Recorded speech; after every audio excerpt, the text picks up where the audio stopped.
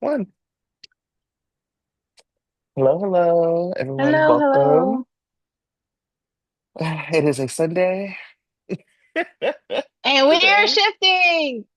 and we are shifting. I am exhausted, but excited to talk to you about GH. There were many times this week, and I was like, yeah, let's talk to Sonya about this. I can't wait. I need to talk about this. So excited to, despite the exhaustion, to be here talking about GH. How are you this week? So today I did something really not something I usually do. So a friend of mine was on Facebook giving what she feels are the best desserts in Oakland. Okay. And she had said that the best place to get chocolate frosted donuts was from Dick's Donuts in East Oakland off of High Street. And I said, bet. So I decided I was going to try them. So I got an Uber this morning to go to Dick's Donuts in East, well, kind of like I'm live on the far edge of Oakland, and then Dick's is kind of in the middle of East Oakland, and which is kind of far. I don't know if you guys are familiar, but Oakland is long. And so Most people who listen to people us do don't not live in Oakland. so yeah. So anyway, I got on an Uber about a 15-minute drive to go and pick up 5 donuts, which cost me $10, and then I took an Uber back because I wanted to try these donuts. This is like And I did $60 worth of donuts. 45. Yeah. So yeah, I have a discount. So Oh, I did this. I did were they this, good? what? Yes, they were good. Now, were Okay. they the best? I don't know because I'm more partial to glazed donuts or cronuts, which in Oakland you can get them from, God, I can't remember the name, but it's really great. But they were pretty good. So, sometimes you got to do stuff, wild stuff for the experience. There you go. Do it for the plot. Do it for the plot. So that's what I did. I spent $40 on some donuts hmm for no reason. Yeah. And yeah, so that's how I am. Yeah, today it's hair salon day. My hair is blown out, but it's not quite straight. But I'll do that later and I'll cut it. But yeah, hair salon day on a Sunday and GH Sunday shift. That's where I'm at. That's me. Boom. Boom. Yeah, I had a long week. I'm still like getting over a sinus infection, but better than I have been. Like prepping Mhm. to travel again, so that's that. And yeah, just been chilling. I watched the Wicked like one night special, which I loved, and am going to just recently I was talking to some friends about like going to see it. Because I'll be in Milwaukee during that time, literally for like 2 days, because then my family is going from Milwaukee to Texas for Thanksgiving. Um, So there's a so Wicked one night special. there was a Weekend One Night special. It's on Peacock now. It was like I was like a Oh, variety show. It was cute. Um, okay. yeah, and then but yeah, it made me really excited to see the movie. So I am going to a double feature with friends, and by the time we got done like sitting around the link, we're gonna be most of the movie theater. So I'm excited Hmm. about that. Okay. Um, When is the double? Where's the double feature at? Where are you it's gonna in be at? Milwaukee. It's in In Milwaukee. Milwaukee. Okay. Because I'll be there. I have to do a bunch of travel for work, and Uh-huh. then I go to Milwaukee the day before I see the movie, and then I'm there. So that's a Sunday, Monday, and then we Uh-huh. leave out. Me and my family leave out Tuesday. It's like five of us flying from Milwaukee to Texas. So send us all the good vibes when it comes to travel, y'all, because I got a lot coming up, and who knows. Yeah. Yeah. You already travel a lot. You go to a lot of different places. So just blessings for you and all that. Thank you. Mm, I don't, you know. All right, let's talk GH. Who was your performer of the week? Ooh, so I had lots of great performances. So, shout out to our queen, Jane Elliott, who, closed out the story about Monica and her passing with some still really great performance, particularly the apology and the confrontation with Erica Slezak. Again, shout out to her for her guest stints. Just overall, very great story and great performances. So I enjoyed that. Also, want to give a shout out to Asher Antonin Mhm. and Jeannie Francis. Okay, first, Asher, I mean, a lot of people noticed that on Halloween Day, there wasn't a mention of Samantha's death. So, Samantha McCall. So, ended up, the GH addressed it later on this week. And Alexis had, a conversation with Danny. And so it was very poignant and emotional. So just shout out to Asher on that. Jeannie Francis, because Jeannie Francis, she's awesome, but she had a Always. confrontation with Sidwell, and she didn't back down. He was threatening, so it gave her some pause, but still, she wasn't about to back down and become his little toady. So shout out to Jeannie Francis and that performance. Also, Gio coming in finally getting over. Well, he still hasn't admitted that he's getting over his issue with his parents, but realizing that he is a quarter main, he has a stake in this story.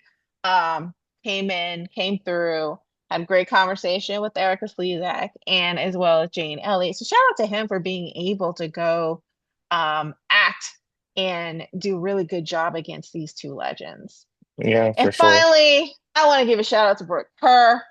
I'm Team Portia. A lot of people aren't. I'm 100%. I seeing, know, but we're gonna talk about and it. then which is weird. But shout out to her and this confrontation with Jordan, but also standing up to Britt, who thought she had something, but she really didn't. So shout out to all that. I'm looking, I don't like the fact that, Sunny and Alexis about to throw her under the bus. I bet she comes out on top We'll on get that. there. So we'll get there. But yeah, those are my performances. Yeah. I mean, again, we say this every week. Like these are just like the actors on GH are so top notch.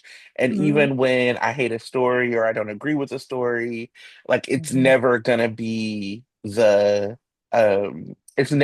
performers. It's always gonna be, like what's written on the Hmm. page. So we can Yeah. actually hop into that because I want to start getting into the kind of culmination of Monica's will.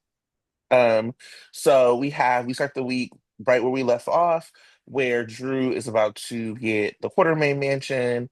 Outback grabs the papers, runs off with them, and in off screen we find out that Ronnie had decided that she wasn't going to sell. Tracy comes in with the will, that was Monica's will. Martin admits to his fraud. Ronnie admits to her culpability. And chaos ensues, if you will. Um, and yeah, so I just want to hear like how you feel about up until that point, up until the like Martin got to go talk to his baby sister as punishment point. Um, it's hard. Well, it's hard for me to do that up until that point because now I've Okay, seen well, I'll keep everything. going. I'll keep going. Yeah. Okay. Yeah. So, because I know people who are not watching the show and who only listen to Uh, us, so I want to yeah. give the whole Yeah. thing. Give But it a sum up. also, Yeah. I would recommend going to see some of these scenes because the acting is Hmm. top notch. Hmm. Um, so anyhow, Tracy decides, which I have lots of feelings about this, that she's not gonna like arrest Ronnie, all of these things, and she tells Ronnie she gotta go, and the Hmm. family is like, "What do you mean? If she gotta go, then we're going." And Tracy was like, "Y'all could all bounce." And so all the Qs, minus Jason, which I love, decided to like bounce from the house until Tracy like gave an apology to Ronnie for her behavior to Ronnie. Um, Well, I thought G- Jason decided to leave too. no, he was there at the time, and he said we can pack up the boys and leave. Right, but Jason came back, remember, with Danny. Yeah. What, the next day? No, the No, same day. This is the day he was talking to Gia. he came. Okay. I have to rewatch that because I thought they were all there and he said, I mean, he was talking to, I think, was it Dante or something, but he said we can pack up and go too. And so they all kind of just left. But then he actually wasn't part of the whole reunion thing. That's one thing I did notice. He was absent from that. Yeah. He wasn't a part of the like if you don't apologize, we leave in. Because if you remember when he comes back with Danny, all the Quartermains are gone, and Danny was like, "Where the cars at?" Because it's after Jason or after Gio and Tracy had their conversation. But yeah, Jason didn't leave with them. Not like that. Jason was like, "Listen, y'all stay where y'all staying. I'm staying in this house." Um, it's Tracy's house. Monica gave it to her. Um, yeah. Um, then Tracy has a conversation with Ronnie. Um, they cried out. Ronnie tells the Qs who were having breakfast at not Kelly's, at Bobby's. That Tracy apologized. The Qs go home. That's the whole story. We'll break down more pieces, but hmm that's the overview. How do you feel about the story? Overall, I had ups and downs on how people were reacting to things, but overall, I thought it was a great story to show to send off Monica, but also to, highlight the strength of the Quartermains and how such a solid family they are for General Hospital. I think it really reminded me of classic Quartermain storylines that I tend to remember happening around Thanksgiving or around some huge holiday where there's just some controversy. Edward Quartermain is just buckles down, being stubborn. There's fights, people move out, people get kicked out, but then they come back together, just, realizing the strength of the family. So I like that they had all the classic elements of a Quartermain storyline in it. Um, and, again, like you had said, that, the acting was top notch. I mean, even I have to give it up to Michael Unite and um, Cameron Matheson for playing the evil henchman, quote unquote. Because they give 100% to that. I mean, everyone's super pissed at them and mad at them. So shout out to them and being in those roles. We have the silly shenanigans with the dog. I am not a fan of the dog, but hey, it came in a clutch. Cody, even in his way, I don't like Cody either, but he had a role to play. I think it goes to show that GH is great, singular actors, but also ensemble actors when the story is good. So I enjoyed it, even though I had ups and downs, and you just like, oh my God, I can't believe Tracy did this. I can't believe the family did this. You know, all of that. It was still great. I had tears in my eyes. I laughed out loud. It was all around a great time. I enjoyed it. Mm, Yeah. I it was tough for me because there was so much of it that I enjoyed the performances, but hmm I was on Tracy's side the whole way through. There was never a point in the story that I was not on Tracy's side. And I think that Ronnie only worked because Erica Slezak is a legend and is so talented. And so you could kind of forget everything that was going on around the story and focus on the emotional beats that she played that were so sweet. hmm Like when she found out, that she was getting the house. I don't want her to get no house. I think you just as trifling as Martin. But I understood like where you were coming from. Because to me, at the very least, Martin had a real reason to be mad at Tracy. They didn't play it out, but there was real reason for Martin to be mad at Tracy. Ronnie was like, "You was mean to me once, so now I'm gonna defraud my sister." Oh, my dad's sister. Huh. And so like I think about the story overall, like, okay, Tracy met Ronnie when she like popped up in the Quartermain crib. So you were trespassing. You weren't supposed to be there. We ain't never heard of you. You ain't called. You ain't write. You ain't say nothing. You just showed up. And it looks shady that you just showed up to your rich sister's will reading that we ain't never heard, and we ain't never heard of you. You ain't even reach out to Michael, who is your blood relative, before you came.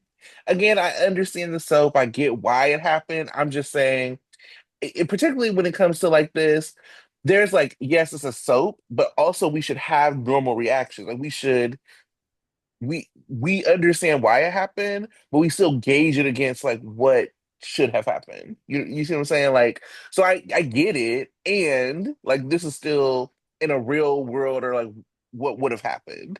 So you didn't even reach out to Michael. You just popped up. So when Tracy was like, "Huh, you feel a little trifling," you were, because at the will reading, you had already decided that you're about to defraud this family based on your one interaction with Tracy, who caught you after you trespassed.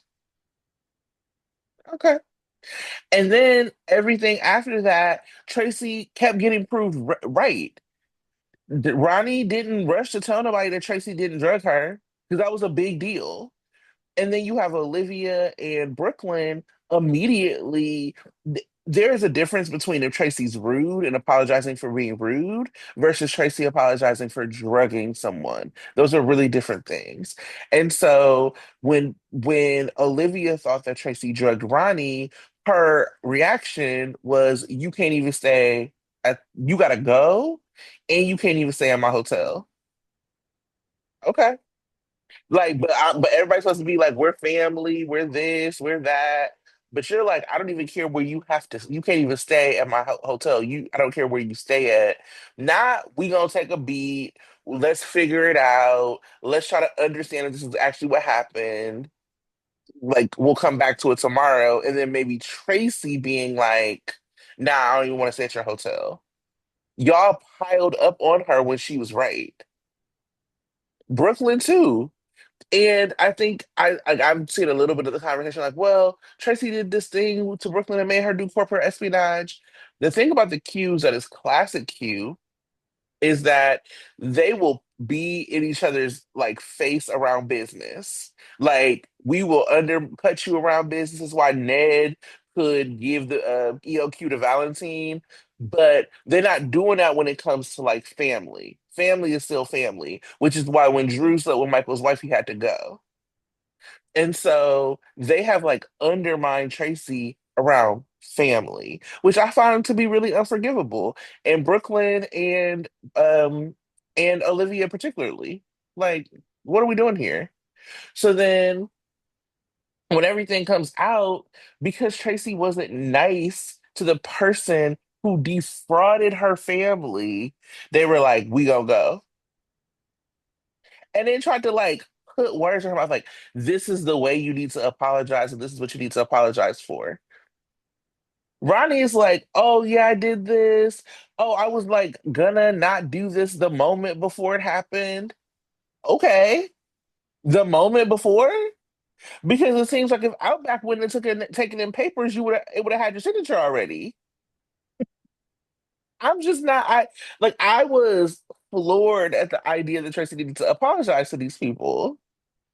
And then Ronnie comes back to the house after knowing she is the reason that the family left, being like, what an attitude. Everything she said about you was true. And Tracy, I get the apology. I'm sorry you was fake. I'm sorry that you're a fraud and you got caught. So sorry about that.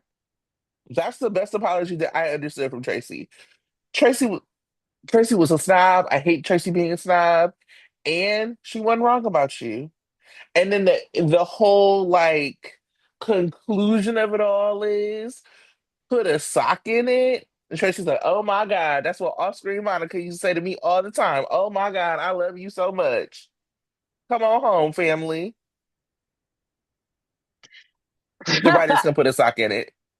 I don't know. For me, it all actually was very sentimental because it did for me call to mind the historical arguments that Tracy and Monica would have. So Mhm. when she had she before Ronnie came to the house, she was um talking to Monica, she was saying, I don't know how I'm gonna get through this. Help me through this because this is all your fault, kind of thing. And then, again, she gives her typical classic Tracy non-apology. But then what it spoke to me when Ronnie said, well, put a sock into it. For me, that was kind of like a message of Monica talking Yeah. to Tracy, not Ronnie. And for me, the apology wasn't necessarily, well, it was to Ronnie, but for me, I felt the apology was more to Monica than it was to anything because it was like she finally had that connection with Monica that she didn't get to have when Monica died. And so for me, it felt like Tracy was apologizing to Monica and that she realized that Monica, like Gio said, left her the house for the Mhm. family's sake. And so she needed to take a step back for the family and get the family back into the house. It wasn't so much about what Ronnie did, it was about how Tracy was mourning Monica. And the situation happened as it did, but for me, that's what made it really poignant and made me cry. I was just like, oh my God, this is so emotional. So I enjoyed that aspect. And for me, I think that that's what they were makes it a beautiful. classic storyline of Quartermaines because all of them did outrageous, unforgivable things in the past. And the family would gang up on one person or the other, whether it's Edward or whether it was Tracy. The most recent one that I'm thinking about is how they, behaved towards Jason after his accident. Now, it wasn't the same in the sense that it was a short storyline with an easy, neat conclusion. But similarly, they would get mad over stuff that they had no right to get mad at, particularly with Jason. They would, they all smothered Jason. They wanted him to behave a certain way. He wouldn't do it. He was the one that ended up leaving, but they kicked him out because they did not tolerate, and especially Edward. Edward was particularly mean and annoying and pushy and bossy and all the things. I would end up being in one turn pissed off at him, another turn feeling sorry for him. But that's how the Quartermaines are. They're not reasonable people. They don't act in a reasonable way. They nitpick over things.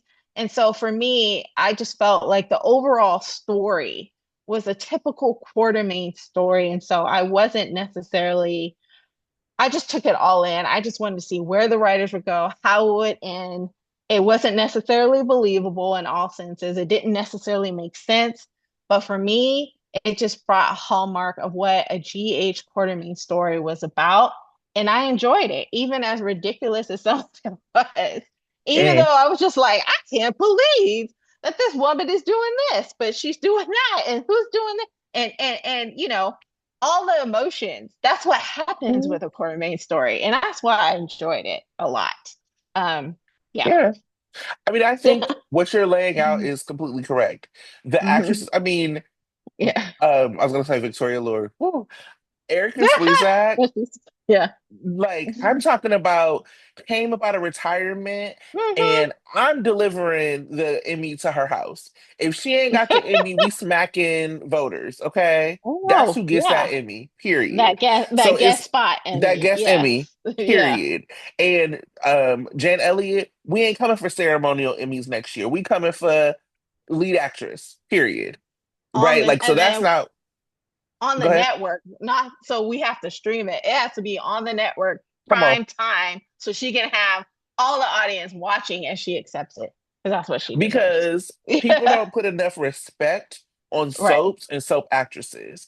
What Jane Exactly. Elliott has done over her Hmm. career, but particularly in this storyline, some of your Hmm. fave primetime actresses and on-screen actresses could not deliver. Period. Right. So it's Could never not. for me, and I always want to say it's never for me about Mm. the actress, and they're what makes it watchable. But for me, and it isn't even that it happened, I don't even Mm. mind like the bones of the story. It's the like trying to force Tracy to apologize like she was wrong. It was the behavior of everybody and the conclusion of it to be that Tracy was wrong. I mean, eventually they did kind of like clean it up a little bit and have like Brooklyn and Olivia apologize a little bit, but for me, it just wasn't enough. I'm sorry. Like it was, I was watching it and I was like, this is absurd. She is not wrong. She's a snob, and I hate a snob. So Mhm. I'm not saying that she wasn't. I'm not saying she shouldn't have said, "Yo, I should not have been a snob to you." But this idea that after everything that Ronnie did, Tracy being a snob to Ronnie outweighs Ronnie's like fraud is wild to me, and I don't accept it. Like, and I am also really realistic about the show. I'm realistic about the money the show has, about like the Mm. like all of the things the show has.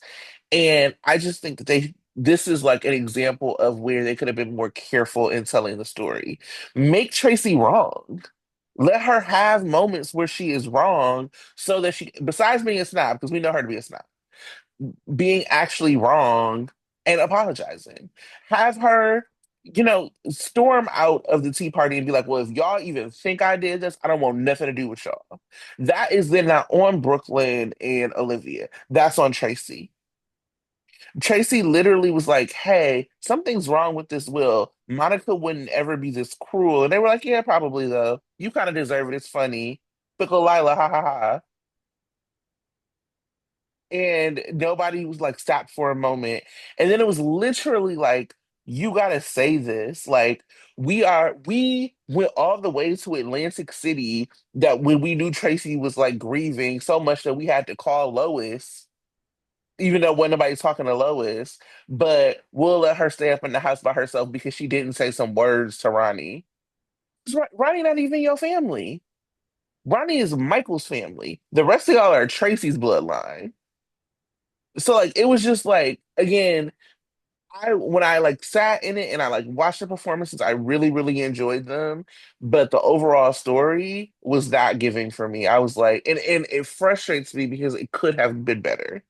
Um, but I know Erica Slezak said she was open to like popping in and out more, and I do hope that we see her. I loved her rapport with Gio, Mhm. and I would love to see her have a little bit more of a relationship with Michael. Um, as like Monica's, grandson, or maybe even Jason, because I appreciated when she was like really upset when Jason went up to her and was like, "Girl, I'll be murdering people. We make mistakes. Like it's okay. Monica makes mistakes too." Like those kind of like one-off interactions with her, I enjoyed, but the story overall still just made me mad. Mhm. Mhm. Yeah. Also, so another critique I also have is one is I think that Martin should have more consequence than he did. So Yes. feel free. I don't know. We hadn't recapped it, but go ahead and talk about what happened. Yeah, I mean, so this all comes out. The whole frame of it was that I also didn't understand why Drew was so rude to Ronnie. So they're at the house. Ronnie needs a moment, and Drew's like, "Do it now. Calm Just down. Where's true. Jason to trip you again?" Yeah. But like, and then there it was also so bizarre for Martin to be talking about what Drew deserved. Like he deserves this. He's a quarterback too. What are you talking Yeah, about? no. Drew This was doesn't deserve weird. Drew deserves nothing. He And deserves yeah, absolutely nothing. and But it there was was also weird for Martin to be saying that. yeah, and then it was weird to and I guess it was just part of the plot or what needed to happen to give it more of a high stake.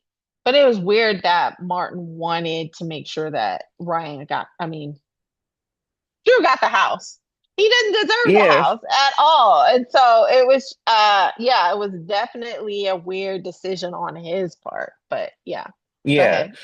So that this happens. When Tracy comes through with the will, Ronnie calls out that Martin was like blackmailing her. She Mhm. quickly, clears Drew, was like Drew was not part of this. Drew had an attitude about it and said he was going to talk to Martin. And then we have Tracy. And this is the other thing that I was like, I think the generosity of Tracy was to not have Ronnie arrested. Hmm. Definitely. That was the apology. You know what I'm Hmm. saying? So Tracy doesn't have Ronnie arrested, but she says she wants Martin to be gone. So Chase Right. handcuffs him. And Dan's like, I have a better idea. And then the better idea is that Martin has to then go to Laura, like hat in hand, and tell her what he did. And the accused aren't gonna like press charges if or if Laura asks them not to. Yeah, I mean, I obviously wanted to see Laura have understand how bad her brother is and what he was willing to do. I wanted him to have that confrontation with her, but to have it in lieu of an actual punishment was crazy to me. At the Hmm. very least, they should make sure that he's disbarred and not able to practice law if he's not going to jail. Because that what he did was fraud. It's a felony. It's definitely a offense, and he was guilty, but yet they didn't press charges only so he can have a conversation with his sister. That's not good enough. No. No. And he was so Martin got off really good, really easy, and I'm disappointed in that because it was such a high stakes game, literally. So yeah, I'm hoping they revisit that maybe they're like after they're back in the house and they're just like, you know what? I think Martin should go to jail. Hopefully Tracy does that because it seemed like Ned was taking charge, but Tracy, she still could come back and be like, I know what you did, but I don't care. I'm pressing charges against this man because she has Hmm. every right to do that, and he did it specifically to cause her pain. Yes, He needs to go to jail. exactly. And I think that for me, Yeah, like Martin, like it would have been different, like if they would have got him off on a technicality or something. But I yeah, can understand not pressing charges on Ronnie because she told the truth before when it. yeah. So to say, you know what, I'm mad that you did this, but I understand not pressing charges here, and that's the other thing. I think that if Tracy, this would have made a difference to me too. If Tracy would have decided to press charges on Ronnie and the family Mhm, like gathered around her at the PCPD, and then Tracy came and like lifted the charges because like mhm, Gio talked her into it.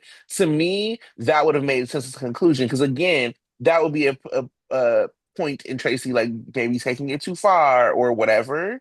But they mhm, never had her do that. She literally was just kind of rude to somebody who was mhm, like trying to mhm. steal from the family.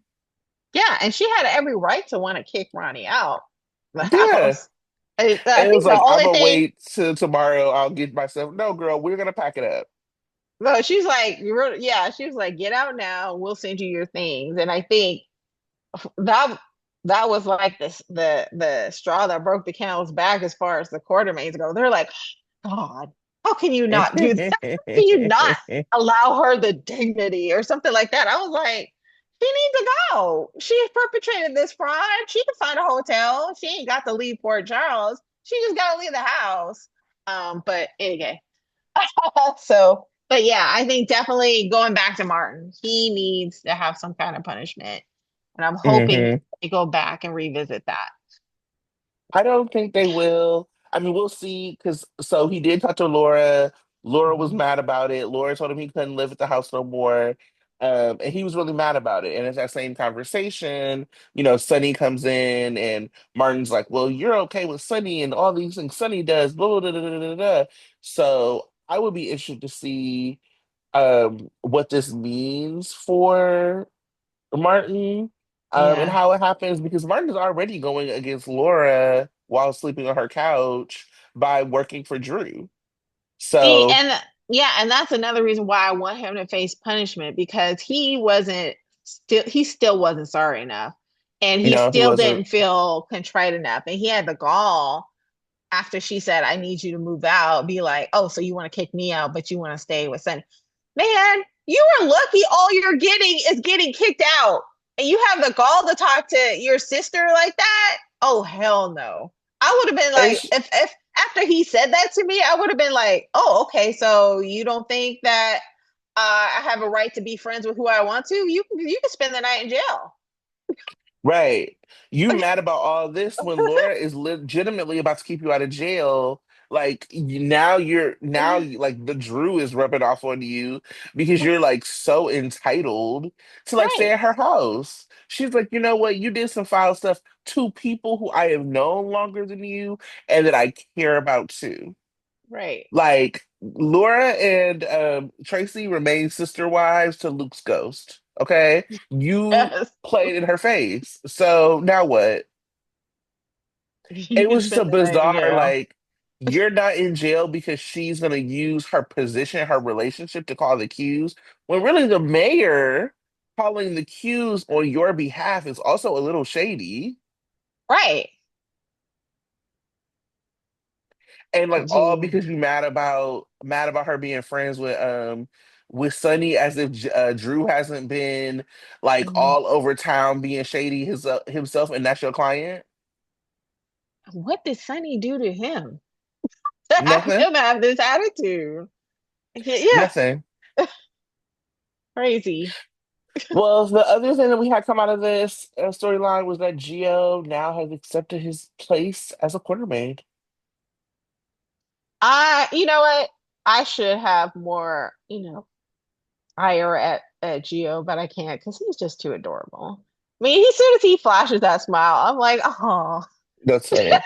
I find this to be always so interesting that Gio will be in relationship with everybody who is not his actual parents. yeah. So, I'm you still a little know, annoyed at that. He needs like, to like that's what life said last week. He gonna flash that smile at everybody but his parents.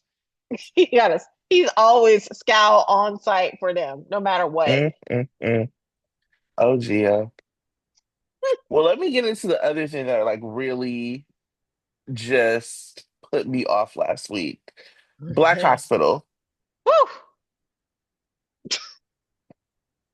Ooh, Curtis and Jordan. Just like, ugh. Portia versus Jordan over Curtis. Disgusting. Yeah. Actually, I'm also go ahead. Yeah, tell your speech because I'm also a little disappointed in Portia, but go ahead. I I know they want that, and I Yeah. refuse to do it. You I'm are like, nah, use your petty. Use your petty. yeah. You ain't gonna be around my baby, and now what? Um, Go ahead and be a bitter baby mama, Portia. I'm on your side. I support your rights and your Oh, wrongs. that's not why I'm disappointed. I'm disappointed. Oh, I'm disappointed that she cares enough to do that for Curtis. That's why I'm yeah, disappointed. yeah. I Yeah. wonder if it's like the care for Curtis or just the like Jordan you have played in my face. Oh. But So I because think I'm still upset that she's even considering staying married to the man or giving him any kind of power in that relationship. I want her to cut him off 100%, divorce, let it go, move on with your life, that kind hmm of thing. That's what I want. But she's yeah, still in the mix. So, yeah. Like there's nothing there. I never really cared for that relationship anyway. I yeah. specifically don't care for it now. Nothing Mhm. rootable there. But we start the week with Curtis going to Jordan and being like, "You was right. Portia's pregnant." After Portia very specifically was like, "I don't want to tell Trina or anybody until I'm through my first trimester." The very first thing that Curtis goes to do is to tell Jordan. Mhm. Um, And Jordan, then and then his uh, dad too. I'm just like right. everybody knows the secret. Everybody that she told you not to tell. Or everybody that after she told you to tell nobody. Um, so Portia or Curtis and Jordan have this conversation. They have it out. And they go into the hallway because of course you go into the hallway to kiss, and Portia sees it. Mhm. Um, Portia confronts Jordan, and they go back and forth. I think that's like the skeleton of it. How do you feel about this story? How do you feel about all of this? I wanted, so after Curtis and Jordan are kissing in the hallway and Portia comes, I wanted her to be like, see, this is exactly what I'm talking about. This is why our marriage is failing because you are having an emotional affair with Jordan, and I was right the whole time. Doesn't matter. F you and F, Jordan. That's what I wanted. But instead, it was more like she saw them, and then I guess she lets him walk away without knowing that she saw them together and then knocked on the door. So that's one thing Right. I'm disappointed. And then Mm, two, again, like her and it still comes off like Jordan feeling she's superior to Portia. And I'm like, you're not. Yeah, Portia has made some mistakes. When people make mistakes in their marriage, it does not excuse you for basically emotionally going after her man, having him come over to your house to inspect your apartment. Does he have a license in inspecting apartments? Like, why are you having him come over? Out of all the people in the world, are you calling him? No. Like, oh, and we joked you about have this a last week. license and inspecting apartments. like looking over your window. I mean, just shenanigans doing like it makes no sense. And so Hmm. for her to just talk in this superior tone to Portia, like, girl, no. She's like, well, if me and Curtis get together, then you have no other choice than the child is going to see me and all this other stuff. And I'm like, no, she can sue for custody and put a restraining order on you. So you ain't got to see her child. She has every right to decide that you are not going to be in her child's life. So why are you getting the attitude? She Mm, has no respect for Portia as the mother of this baby, and she still don't, and she don't feel guilty about it at all.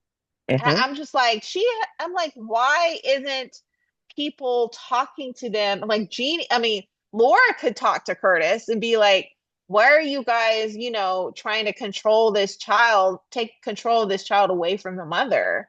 Like, why are you going around telling the whole town that she's pregnant? Why are you like, Flying it makes people no, in to tell them you that she's know, pregnant.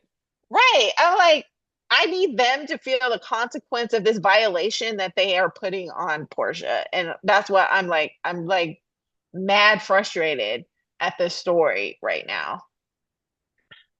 Yeah. I have so much. Right. I don't even know where to start. First of all, I think it was always a mistake to center Black Hospital around Curtis. Mhm. Curtis is not an interesting enough character because they have not given him anything interesting enough to do to be the person who anchors Black Hospital. It does nothing but like actually lessen every character around him. Portia is lesser because she's around Curtis. Jordan is certainly lesser because she's around Curtis. And you have taken some of the like dynamic from Trina because she's Curtis's daughter. You could have easily had Curtis care about Trina while Taggart remained her father because that was also story for her. Like they Mhm. love TJ, like as if he's their own and he's not. Mhm. So like there was no reason to be doing all of this and like taking potential future storyline away from Trina because y'all have like now acted like Taggart is nothing to nobody to then, make her like Curtis's daughter and that's it. I think it's really interesting that all Portia's ever done is think about Trina. Trina, Trina, Trina. What's she gonna say? Where Jordan is not thinking about TJ and Curtis is not thinking about Trina. So what is it now? I think that like Jordan is the biggest bird that I've ever witnessed on this show. What's a that bird? that has like been the fall off, just like a dummy. Okay. It's like Okay. from be not that there's not many people who are dumber than her, but that it's been like the fall off of being somebody that everybody was like rooting for and wanting to have her own relationship and wanting to like see her away from Curtis. That's always been what people wanted for Portia, especially Tanisha's Portia. And instead, you center her back with Curtis and then make her really silly while she's doing it. I it is bizarre to me the like I'm gonna tell this man that you're pregnant. is pick me behavior. It's let me prove to him that I'm better than you behavior, that like you're a liar, but look at me, I tell him the truth. It was like when she was like, he trusts, it's not my problem and he trusts me. It gave me flashbacks to the epic showdown between Sam and Liz back in the day over Jason, where Liz is like, Mhm. he trusts me. That's Mhm. exactly what Jordan did. Who cares if he trusts you? And I also want to say this, 'cause I saw a little bit of this conversation going around, and I just want to be really clear. I think everybody's better and deserves better than Curtis. Mhm. And this idea that like, oh well, Portia stepped into Curtis and Portia's marriage, so this is just get back. Well, let's talk about it. First of all, that makes it Curtis's fault that he is so stupid himself that he can play ping pong between these two women whenever he feels like it. So all of this high and Mhm. mighty, holier than thou is Curtis's fault, not theirs. The other thing is Curtis and Portia didn't have or I'm sorry, Portia and Jordan didn't have the kind of relationship they have now when that happened. Portia to let Jordan all up at her house, all up in family functions, all of that while she's married to Curtis. And it appears as if Curtis is like, I should have never left her. And Jordan is like, I've been looking at him the whole time. So I would be mad too that we have put all this behind us. We have said we are now family. We have pretended that we move forward. You done been yourself all up in my house, all up in my family business, talking to my daughter. If that was the case, then you should have kept your distance. If it was the case that you still wanted Curtis, cool, say that. But to pretend like I was wrong for feeling like y'all wanted each other, when Portia put that drink on Portia, Jordan, Jordan's like, "Oh my God, why would she do that? What is she picking up on?" And y'all both have now said that she was picking up on the fact that y'all have always wanted to be together, Mhm. and that Curtis is so rigid of a character. Let's think about the lies that he's talked about with these women. With Jordan, it was a work lie to protect TJ. It made perfect sense. You could be mad, but you were already 1 foot out the door with Portia when that happened. Mhm. That's why you were so easy to leave it. Then now, even the lie, okay, the lie about Trina, huge. You should have never stayed with her after that. If you were like, I don't believe in holding on to it. If you say you over it, you over it. And if you're not, then you're not. Let's not move forward then. So like that. But the lie that kind of was the straw that broke the camel's back was the Brad thing. And the only thing he didn't know was the Brad thing. He knew everything else. So the Brad thing was so big that like you left her, even though you put your whole family in danger by working with Selena Wu. You Which put still hasn't come out. Portia is a Nobody whole knows about doctor. that.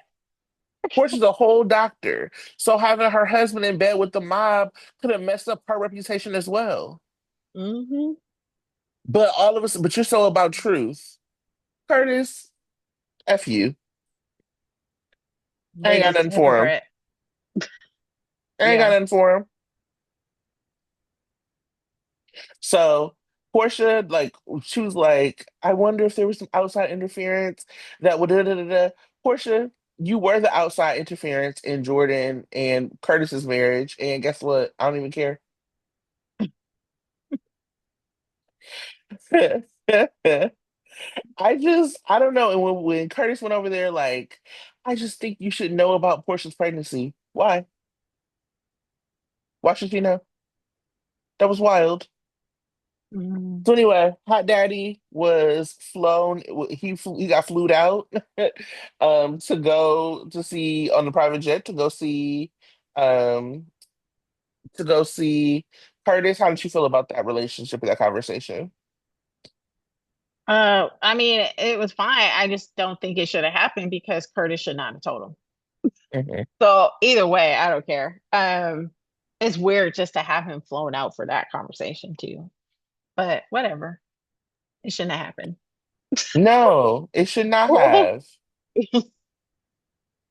I think that the other part that is annoying to me is that I know that we all know that Portia is like worried about the paternity, but it is completely reasonable for a woman Portia's age to be concerned about the first trimester of her pregnancy. This is like actually like a very reasonable thing. And nobody is thinking about her stress level. She goes and like confronts Jordan, and sure, maybe she shouldn't have done that. But Jordan, when Portia said, I am doing this, we know what's gonna happen around like my stress, she didn't care. She was like, well, whatever Curtis decides to do with the baby, that's on us. Oh, us? With my Jordan, you've lost your mind. And Mhm. then for Curtis to say that like he believes that Jordan or that Portia didn't tell him so they can get divorced and he doesn't have rights to the baby. Yeah, I mean, Portia be lying, but she ain't never did nothing to make you think that she would do that to you. it doesn't matter. I mean, the fact that he feels that he's owed something is the thing. Hmm. You're not owed anything. It's her body, it's her baby. Why do you feel like you have been manipulated, like you are the wrong person? You aren't the wrong person. Curtis said to Jordan, I get to be excited about the birth of my baby because you told me the truth.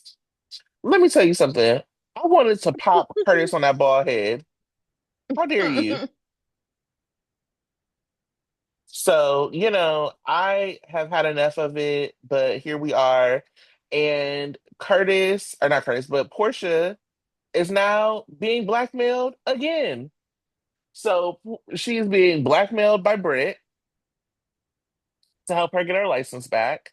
I did at the very least appreciate her being like, this first trimester is only for so long. So there's like an expiration date on your blackmail. And I also now, felt, I oh, don't go know, I ahead. felt with her parting comment, like, I can be influential to you or I can be a negative to you. So in Hmm. the end, I don't feel like she's necessarily, I mean, I think there was an attempt at blackmail, but I think what came out of it is that, Portia has more power in the situation than Britt did. Hmm. Um, so yeah, because I felt like that's why I love that conversation because Britt came in, all thinking that she had the cards, all the cards, and she doesn't. I mean, she said the story will come out eventually, so there's you're not really blackmailing me at all. I'm choosing to Well, decide to help you, but right. I can easily decide not to help you and actually give you negative remarks. Yeah, I mean, it's a little Mhm. bit of like taking her power back, but Yeah, geez, like how much blackmail is this woman gonna take? right. Um, and then we have um Sunny going and telling Alexis Yeah, that she should look at Portia as an alternative suspect to Willow because she knows that, because Sunny knows that she's going to be looking at Michael. Listen, he doesn't owe Portia anything, and I was annoyed at Alexis and about the whole thing because Alexis is like, oh yeah, everybody knows he has this problem with Drew. So okay, if everybody knows that she has this problem, that Drew and Curtis have this problem, then why would y'all not be looking at Curtis, who we know Mhm. doesn't have an alibi? Right. I mean, it's obvious that it's happening because, like, we have Alexis hiring Felicia, Hmm. I to look for whatever with Portia. I think it's clear that that's gonna like bring out that Portia was with Isaiah. Because okay, Yeah. so remember first Portia was with Nina. Nina goes home. We have that on film or camera that she went home. Portia went to Isaiah. We kind of didn't know because we were like, oh, did Portia have time to leave before Isaiah? But I think now that we know the Nina piece of it and her being home the whole time, my assumption now is that Isaiah is actually Portia's alibi. I always felt that it was her Mm, alibi because I think the fact that they made a point to show her crawling into bed with him was a way of saying Portia was busy with Isaiah. And I think at the time, I was just floored at the idea that she had the key in the first place because they only had one sexual encounter. And then the next thing hmm you know, she's crawling into bed with the guy. Like their relationship had just been that much accelerated. But I always hmm felt that he was going to be her alibi. And I do agree. I think the whole point of having Portia part of this trial is for the writers to find a way to out that relationship Right. and again have Curtis have another reason to be mad at Portia. And I will not be mad at Portia. But it Right. is, but it is like very clear. Like they Hmm. keep trying to write Curtis as this like good guy, right? Yeah, right. And I'm not buying it. That's first of all. But they are doing this so that Jordan and Curtis like feel like justified in whatever they do. Because if you Hmm. notice, every time they always have Jordan and Curtis stop and be like, "Oh, we can't do that yet," because they're pretending as if having sex is like something that's more substantial than the emotional affair they've been having for years. And I don't think that that's true. Um, But yeah, we also, as you noted, did finally acknowledge Sam's death anniversary, which happened on Halloween last year. Yeah. And oh my goodness, Drew is unimaginably cruel. Oh my So God. Drew comes up into Alexis' office, kicks Sonny out because he's mad that Sonny is talking to Alexis at all, and is like, yeah, so about you being able to see Scout, you're not going to be, I'm taking her to DC. Hmm. Alexis also then like says, well, Scout needs to be with them, and also invites Drew over to the house so that they can spend time with Scout. And then Drew allows her to take Scout to be with her and Christina and Molly. Drew is a deeply like insecure man. Because if you notice, it was like all of the stuff with the Quartermains was about like, oh, I'm the head of the family, I'm Alan's son. And then all of a sudden the flip with Alexis is that Alexis is willing to do anything he says and even invite him to the house. As soon as Alexis said you can come to the house too, he was like, well, never mind, I'll go to DC and Scout can be with y'all. No, there's a whole added piece about Danny though. So Oh, well, she's yeah, of like, course. yeah, yeah. So that's what made his conversation with her especially cruel because he was like, who's all going to be there? And then she was like, yeah, I wanted to invite Danny. And she was like, no, if Danny's going to be there, Scout is not going to be there. Scout is to go nowhere near Danny. And then he has that whole I felt like I don't know if he actually did it at that time, but I felt like he called Danny a hoodlum and creep or whatever, all the bad things. But basically, that was the tipping point as far as he was concerned.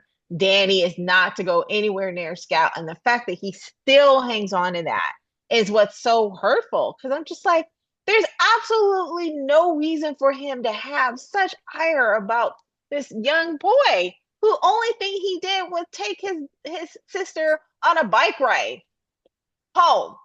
And that was just too dangerous. I was like, Hmm you grew up in a time where no one wore seatbelts. Like we got we you grew up in a time where we would get in the back of a truck and ride willy-nilly.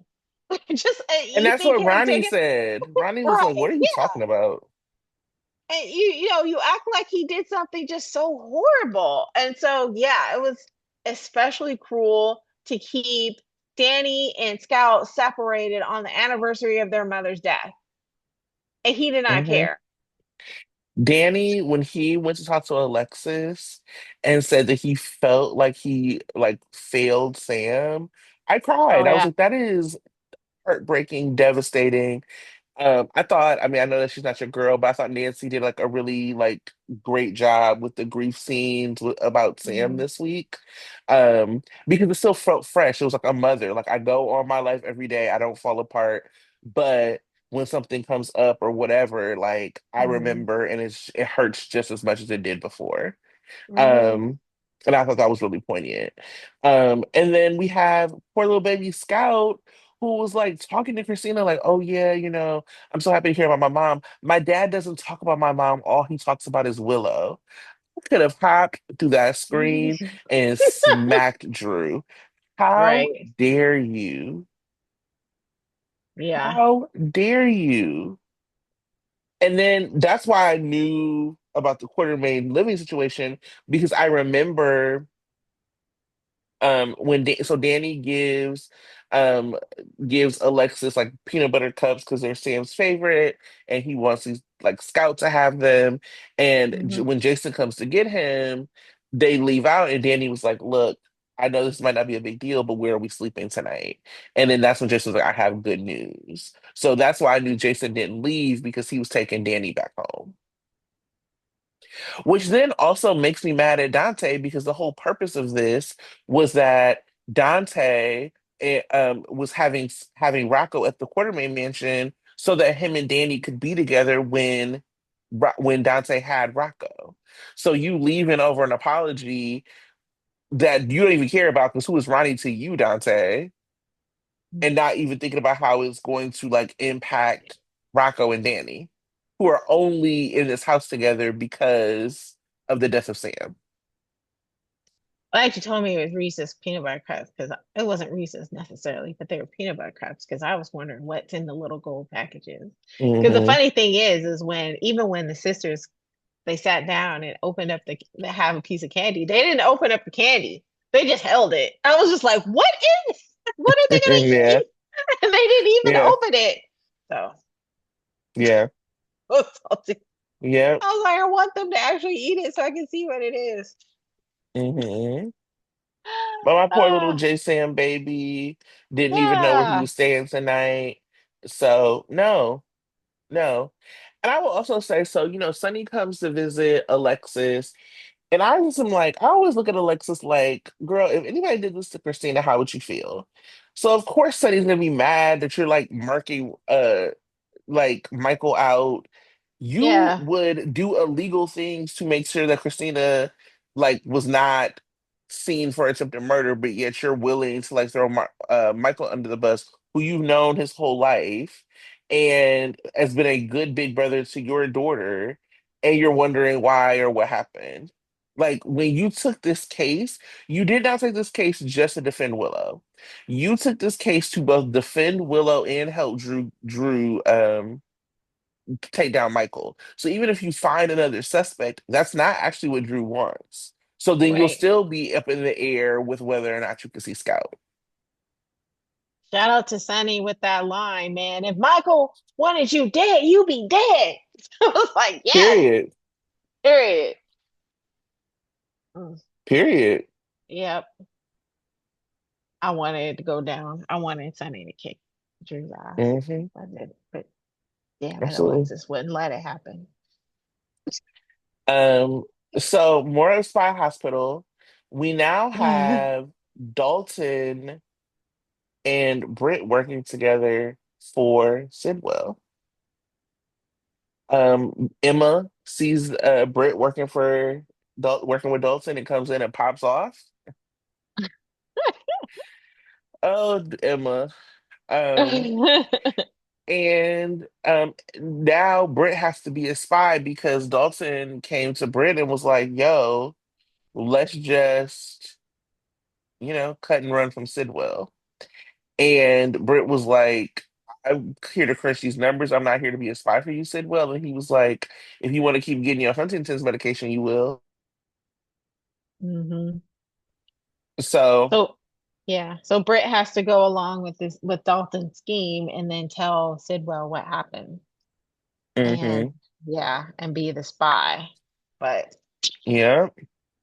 see. And We now also, oh, go ahead.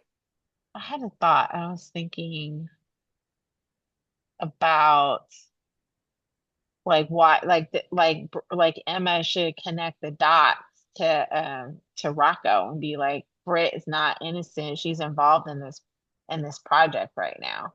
But I think they Hmm. did. Oh, yeah, they did because then they went to Rocco and was like, you need to get the keys. So why isn't Rocco still thinking that Britt is a good person?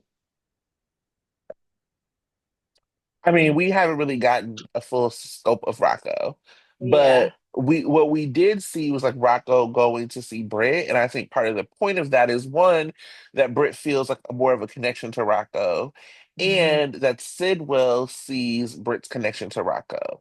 Because my Mm. speculation is that something is going to happen with Rocco next week, or in the near future. And what I hate about that is I don't want to see Dante mad at Gio again. Yeah, I was so And disappointed in that conversation. I was like, Gio, why are you and Emma pulling Rocco into this scheme? It's one thing to have Rocco be the lookout while they right, go and break into the lab.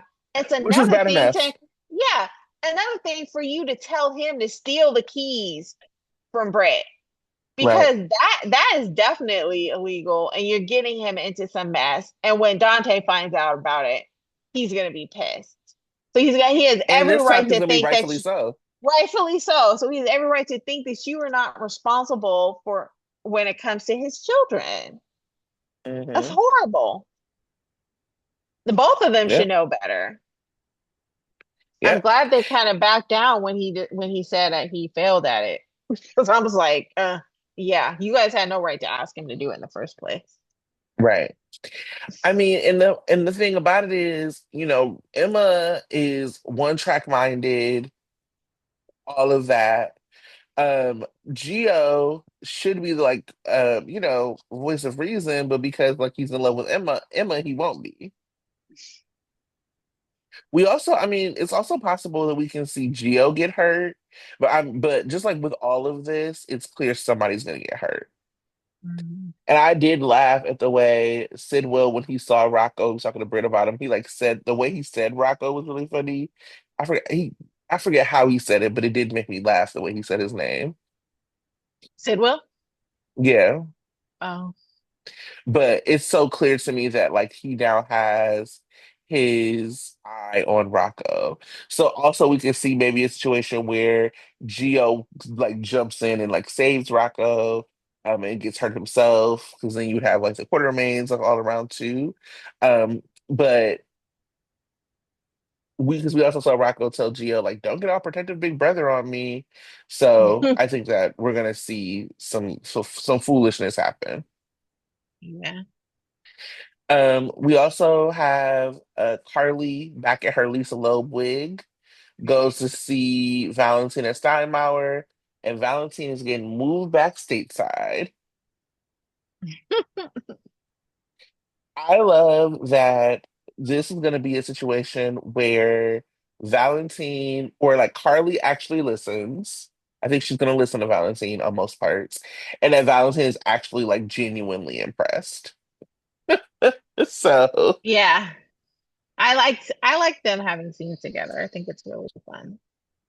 yeah. Yeah, and then Carly is gonna have a level of respect because he does know what's going on. Like he was the one that made her hit the idea that Jocelyn is in this because he's being manipulated over a potential crime. That's something that Hmm. nobody knew and Valentine knew. So she definitely trusts him more, Hmm. in this situation. Yeah, we gonna see. Mhm. We are definitely gonna see. We also have, so Lucas like is loud at the apartment and is doing whatever. Ava was like, "You gotta go." I Getting also on love Ava's how nerves. it was. I also love how Lucas like casually threw in that he knew about Brad blackmailing Portia, and Ava had a reaction to it. She's Like, like, like it was like, my God, Portia, how much blackmail are you gonna get? Um, but yeah, so we have that, and he's like, he gotta go. Again, I'm like, Lucas, you're a doctor. This is not hard. Go find a place to live. right. That's what Call I was call, thinking. call Like you Lucy. Everybody else you call don't Lucy. have Call to, Lucy. like you ain't got to move in with Marco if you don't want to. Just get an apartment. But Marco asked his daddy if he could move Lucas into Windermere. And why Now, does he want to do that too? I mean, like if I was Marco, I wouldn't necessarily want my dude in a big old house with my dad either. I Like I wouldn't want to you know live with y'all are people. doing illegal shenanigans at Windermere. Why in the world would you want your man to come where you doing illegal shenanigans? Right. Even if you weren't doing illegal shenanigans, why do you want to be all up in your dad's house? Like I don't understand it. True. This is facts. This is facts. Yeah, I don't know. Just illegal shenanigans. I don't know why we're doing it, but we are doing it. Um, yeah, I don't know. It's just so stupid. So Jocelyn has a new assignment and is to spy on Marco, and by way of Lucas. They want to get to Sidwell. They know they can't get to Sidwell, so she is assigned out to go and like be all up in Brad and I'm sorry, Lucas and Marco's business. Now, Timu Dex, which is an insult to Timu, is like she can't handle it. She can't handle it. And Brennan is so one track minded. Ooh, I cannot talk today, y'all. Brennan is so one track minded that he is like, no, she gonna do it. Now what? I think I feel like they're trying to get me. Yeah. And I think the writers are thinking about me. No, I think they're trying to get, I think they're trying to make Brennan less likable because he's definitely not likable to me anymore, especially the way he's like saying, you're going to do this or else I'm going to ship you out and you're going to, or I'm going to throw you in jail or it is treason or whatever to Jocelyn. I was like, ooh, this is not good, Jack Brennan. You are not cool right now. Carly finds out you're in trouble and when Sonny finds out you're in trouble, when Jason finds out you're in trouble, that you're threatening Jocelyn, whoo! And It's so, over. yeah. And there's no justification for it. You could easily use Timu Dex to find out what you need to find out, but no, you're putting Jocelyn in the mix. And Jocelyn, I think Jocelyn is starting to think, this might not be such a cool job if I have to investigate my family. So I think they're slowly but surely, in my mind, trying to make this job of Jocelyn be a spy not a cool thing. And I think eventually Brennan's going to become the enemy of Mob Hospital, taking on the. Hmm. I mean, So I hope yeah, so. but He deserves to be the yeah, enemy of Mob Hospital. right. So you better be careful. He Yeah, may go the way of the other guy, the FBI agent who disappeared. No one cares about anymore. nobody cares. No one even cares to prosecute or find out who Like, killed you. no. And Jagger is like a long time character. And people was Right, like, Sonny shot him in the rain? No problem. No big deal. Lois don't even care. right. Okay. A mess. But yeah, so we shall see. The other so then we also have a little James and AI Nathan. So AI Nathan wants to see James for Halloween. And we also have Felicia and Spinelli like nervous that Nathan's gonna try to take custody. Also James is obsessed with Cody. Like your favorite, which made me laugh a lot. Um, but I loved Cody understanding that James is obsessed with him and like trying to give him a moment and like manhandling Molly's cupcakes. All of Molly's that made like, me laugh. I'm sorry. Molly's like, give me my cupcakes, dude. What are you trying to do? And you know what? I predicted this. I predicted that even though I think it should be the other way around, I predicted that they were going to have James want to spend more time with Cody than with Nathan. And I think it should be James wanting to spend more time with Spinelli. Like, Cody Agree. does not need to be there. Cody needs to go. But anyway, they have him in the mix, and Cody gets to be the hero and try to reestablish the relationship between James and Nathan. But anyway, yeah. So, but they had a moment. They had a Halloween moment. I'm a little disappointed that they had this birthday moment for Maxie and Maxie's other kids weren't there. Uh, but Right. We ain't seen whatever. Wheezy Face on.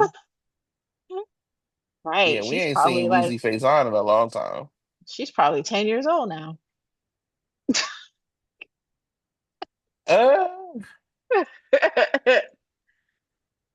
we shall see. We shall Or see. or Um, Georgie at the very least. right. But yeah, that is kind oh no, that's not all I got. Oh my God, a huge one that what is wrong with me? Anna. Anna's So gone. Anna talks to Jason about being really concerned about Faison. Mhm. Um, Jason's like, listen, Anna, one thing about me, I'm a good shot. And I shot Faison. He gone. He's dead. Um, but Jason also said like maybe Sidwell is using Faison to scare her.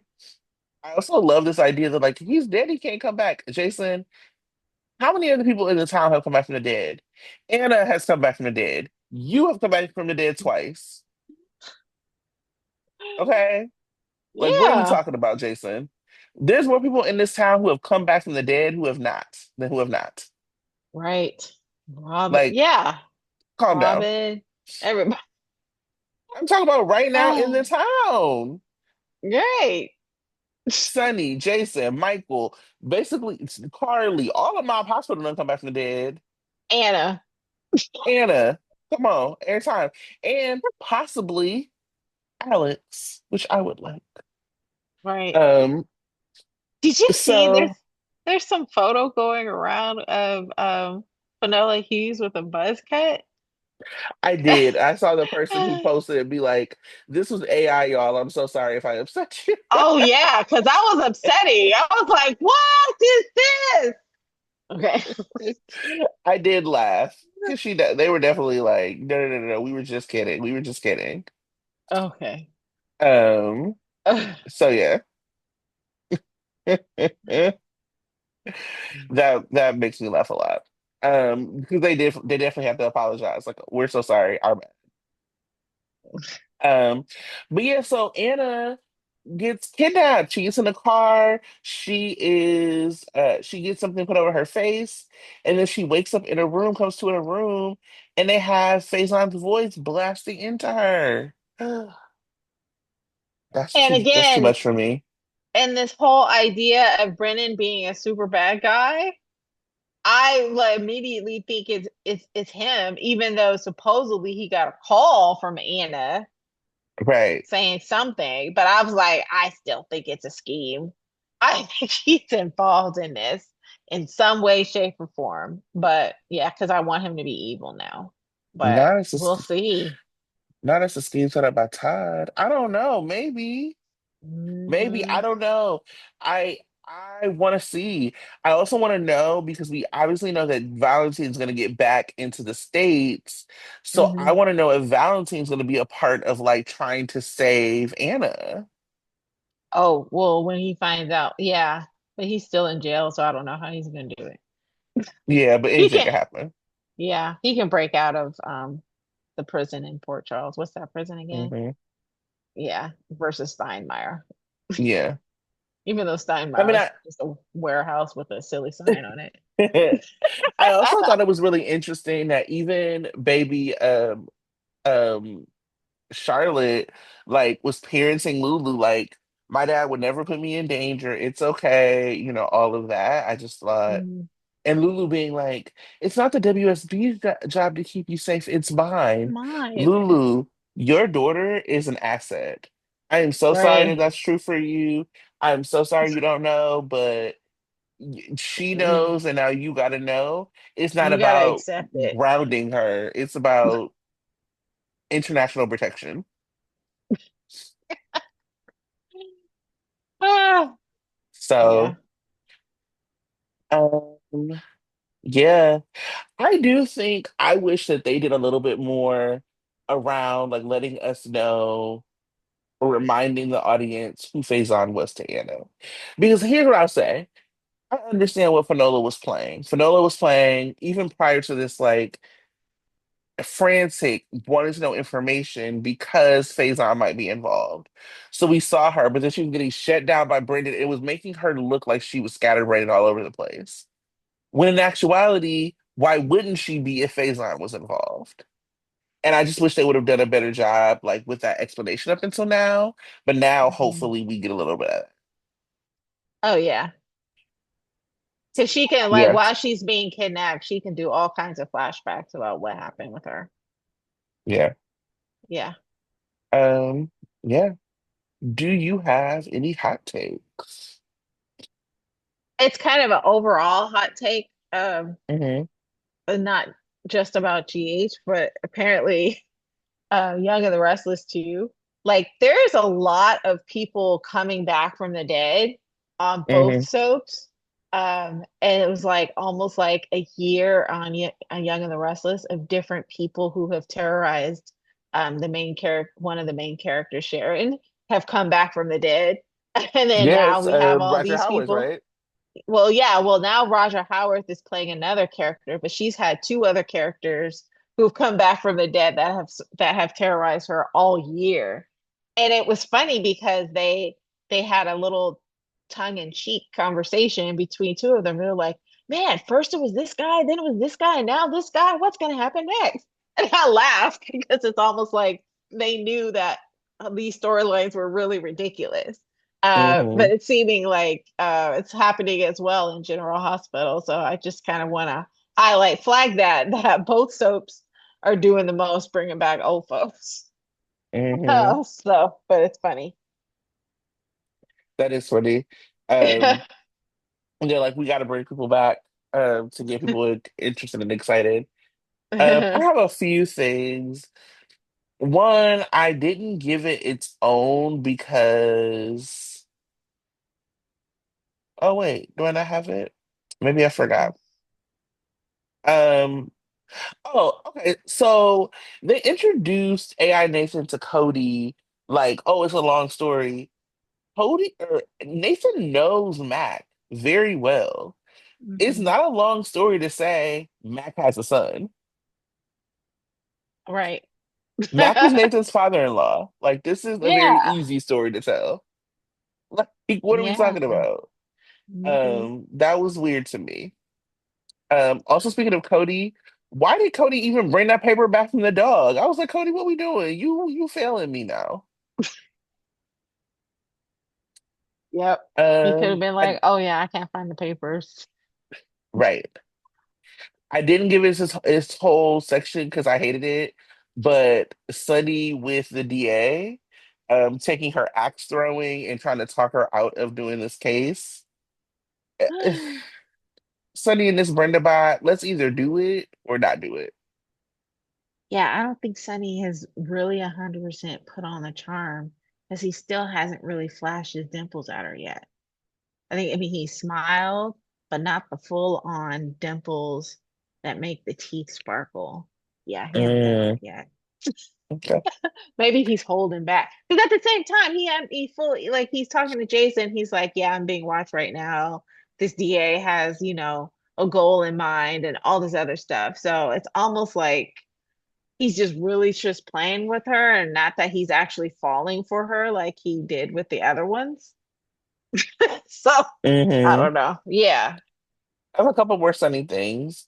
One, Mhm. thought it was really funny when Gio was talking to Tracy, and Tracy goes, "I know, sunny forever," and puts her fist up. I cracked up. That was nuts. Um, I also love so Sunny like announces to us that he hasn't done anything illegal from those peers. So I think that's like kind of new for us that he is saying that everything out of those peers that he's been doing lately is legit. Yeah. I mean, I don't know what he sells that's illegal. They never told us, except for maybe some fake Gucci purses, but they have not told us what illegal because they've already said it's not weapons and they already said it's not drugs. So I'm not really clear. I'm hoping that somebody's not human trafficking. So I don't know what would be illegal. You know, they just casually Mhm. telling us But that. I'm also pleasantly surprised that they do have a backup plan. Like that Yeah. simply, yeah, that the ports are simply just a way to make sure that Sidwell doesn't get them. Like they don't actually care that they have these ports or not. But it's more about Hmm. making sure Sidwell doesn't have them. Yeah. I So thought it that's was interesting good. that they have like another set of ports somewhere. They're like, we good no Mhm. matter what. We importing our coffee. Right. Yeah. Or whatever else we import. Who knows? Um, I also thought it was funny that Jason kind of was like, "Look, they've been thinking we the ones to steal on." I thought Jason was gonna be like the voice of reason, and he was not. Like, so he was like, Mhm. "No, we have to wait on killing Sidwell," and Jason was like, "I guess." I guess. Yes. What did That's all I you got for hot takes. What did you think of The Stranger? So I had one thought about The Stranger. Otherwise, it was just a blip until I saw online they had an extended version of his visit. So Hmm. basically, for those who don't watch, there's this guy who looked really sketchy. He was wearing a black suit, he had a black beard, and he was in the hospital while Felicia was there. And Felicia was basically chit-chatting on the phone, talking about Halloween plans, while she was manning the front desk. And the guy comes out of the elevator. What was funny to me is like he was in the elevator, he was coming out of the elevator, and all of a sudden he looks to the side and he points at it, and he's like, and then kind of walks out. And then you could clearly see that the elevator was empty. I was like, dude, who are you pointing at? I was Right, cracking up at it. But then after he leaves the elevator, he walks to the side and he just sits there. And, Felicia's just chatting it up, chit chatting. And he's just like, oh my God. And he puts on his earphones as if to drown her out. And then another scene, he walks over to her and hands her a file and then catches a pencil. And then he walks away. And so that's all we saw in the episode. And everybody was just like, who is this dude? What is he doing? Who is he? And then comes to find out that he's part of a promotion for a video game, Call of Duty, and he's playing a character. I don't know because I don't watch that game. But they had an extended version that I guess the ABC released, and apparently Felicia and him have another extended exchange because she's like, "What is this?" And then he goes up to her and he says, "Oh, these are files for Stella Henry because right now she's on break playing Call of Duty." It's like, really? Stella's playing Call of Duty on video games? That makes no sense. But they had like a cute little scene that kind of showed how dramatic soaps can be, and they just play it up. So it was a little cute, but it was also like definitely unnecessary at all. yeah, Because I didn't recognize the actor, but apparently he's very um I recognize the actor. celebrated. Yeah, he's very celebrated. I seen he was in like a couple of movies that I seen, but he still wasn't recognizable to me. It's like, oh, that's home dude. I wasn't like that for me, but apparently he's a great character actor, so kudos to that. But yeah, Yeah, I knew who he was. I had nothing for it. I was like, this is very you're dumb. like, In like in what lifetime is GH like the right medium? Like soap viewers the right medium to advertise Call of Duty. But whatever. If they got a yeah, it was check and it helps our soap, that was odd because yeah, he was also on Good Morning America again, not another medium that would actually be like, I'm gonna buy Call of Duty. Yeah, it was weird. but that's Disney for you. Yep. All right. Spoilers for next week. um, Monday, Sunny pleads with Michael. Chase details his plan. Portia makes a confession. Nina is pleasantly surprised. Brooklyn gets jarring news. Tuesday, Gio and Emma make a horrifying discovery. Elizabeth is unsettled. Lulu opens up to Olivia. Britt panics. Michael makes an unexpected move. Brooklyn wants answers. Wednesday, Jason and Britt are interrupted. Willow is stunned. Drew puts the screws to Alexis. Brooklyn leans on Chase. Dalton has terrible timing. Thursday, Laura makes a sacrifice. Dante's work hits close to home. Chase and Nathan get acquainted. Britt threatens Sidwell. Molly is relieved. And Friday, Carly is in for a shock. Britt's fears are confirmed. Trina clashes with Jordan. Justine's plan unravels. Sidwell turns on the charm with Ava.